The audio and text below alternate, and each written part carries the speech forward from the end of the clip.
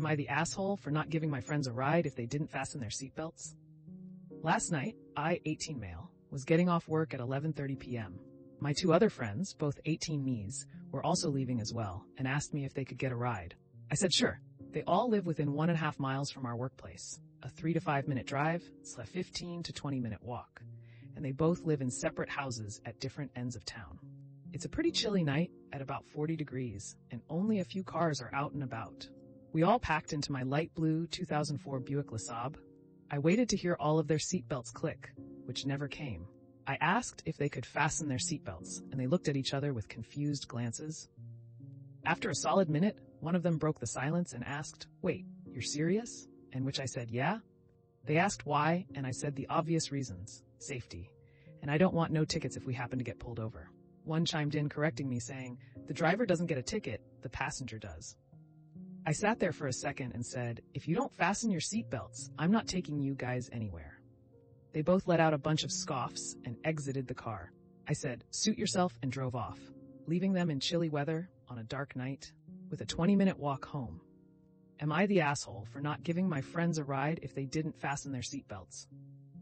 They need to understand that if there is ever a crash and they aren't seatbelted in, their bodies become instant 100+ pound projectiles flying around the inside of the vehicle. That's not something I want coming my way. Wow, I honestly never thought of that. If this happens again, I'll bring this point up. Thanks. Not the asshole. It's a seatbelt, just put it on. I have a guy I work with who is a bit of a conspiracy theory nut job, and he hates seatbelts. Something about the government controlling us through fear. Our trucks at work beep at you if you aren't wearing it. He buckles the seatbelt and then sits on top of the seatbelt, and he drapes a black strip of cloth over his shoulder to look like a belt. Jesus? At that point, it's easier to just put it on. People just love finding the most difficult way to do stuff, don't they? The only conspiracy going on here is how he's still got a license. Good on you, OP. Not the asshole. Don't let anyone pressure you into a potentially dangerous situation. Car accidents can come out of nowhere. I've been hit 2 X's, didn't see them coming either time, and if I hadn't been wearing a seatbelt, it would have been a lot worse than it was. My brother was in a car accident where he wasn't wearing a seatbelt. He got ejected from the car and watched it flip over him in the air. He was extremely lucky not to be killed. It's not worth the risk. Would I be the asshole if I at 5 come clean and tell my girlfriend, F21, that her parents hate me? I've been with my girlfriend, I'll call her Sally, for around 6 months, and things have been going great. She's extremely sweet and gentle, absolutely adorable, and just the most though and caring person I have ever met. When we first started getting to know each other, I found out that she was quite innocent, in the sense that she doesn't understand most innuendos, and has a hard time getting those kinds of jokes. She also doesn't smoke, drink, have tattoos. She has never gone to a bar or a party, and has never gotten in trouble in school or anywhere. At first I thought nothing much of it, but I did find it interesting that she liked me in the first place, considering that I drink, have a few piercings and tattoos. Just the opposite of her, really. Everything had been going great until I met her parents a few weeks ago. Sally asked me if I wanted to meet them, and I agreed. I was excited to meet them because I figured that if my girlfriend was such a sweet person, then her parents must be like that too, since they raised her after. Well, I was wrong because her parents are nothing like her. At least not when she isn't looking.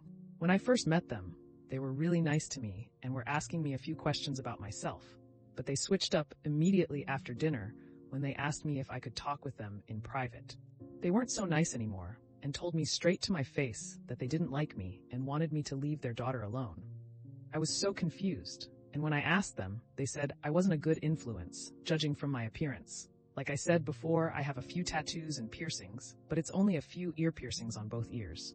1 tattoo around my neck, 1 on my right arm, and 1 on my shoulder. But they couldn't see that one. I told them that I treat their daughter well, and that what I did with my body was for myself and had nothing to do with my influence on their daughter. But they just interrogated me with a bunch of questions, like a rice purity test, and it was so overwhelming. They spent a few minutes just berating me on my life choices, and that they want me to stay away from my girlfriend. I told them I wasn't going to do that, and asked if there was something I could at least do to prove to them that I had no ill intentions. But they just kept berating me. After a while, it got awkward, and all 3 of us just got quiet, and I kid you not, her parents go back inside to where my girlfriend was waiting and start acting sweet again. I just stayed quiet throughout the rest of the night because it felt so awkward. Sally noticed, and she asked me if I was all right and got really worried, but I just told her I was tired. Now, I can't stop debating whether or not I should tell Sally about what her parents said to me.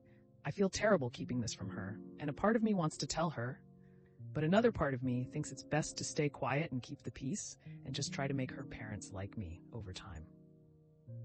Info. Did her parents tell you to not tell her? Why would you keep this a secret? My opinion, this is their family dynamic. Keep the princess pure and fight the ones that try to soil her. By acting like they weren't just berating you and staying quiet out of awkwardness, you played the hand they gave you. They manipulated you. My advice is to not be part of their dynamic and be yourself. Speak up and be honest with this girl.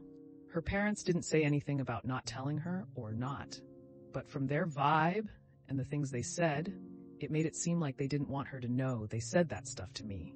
I kept it a secret from her because she's close with her parents, especially her dad, so I didn't want to possibly ruin her relationship with her parents or come in between them. But now looking at the comments and advice, I realized that doing that wasn't the right move. You're not ruining anything, OP. Her parents are. Her parents are actively choosing to isolate their daughter, and you are most likely not the first person they've done this to, and you will not be the last. There is a reason why your girlfriend is so naive, which isn't a bad thing. But it isn't good either, because her parents placed a thick bubble around her to keep her pure and innocent. Even at 21, she's innocent and naive. I do not think you would be the if you sat your girlfriend down and had a serious talk with her and told her these things. However, I think it's absolutely crucial that you not bash her parents and that you do your best to be objective and fair in describing their objections. For instance, no paraphrasing, no inserting your own ideas of their real motives.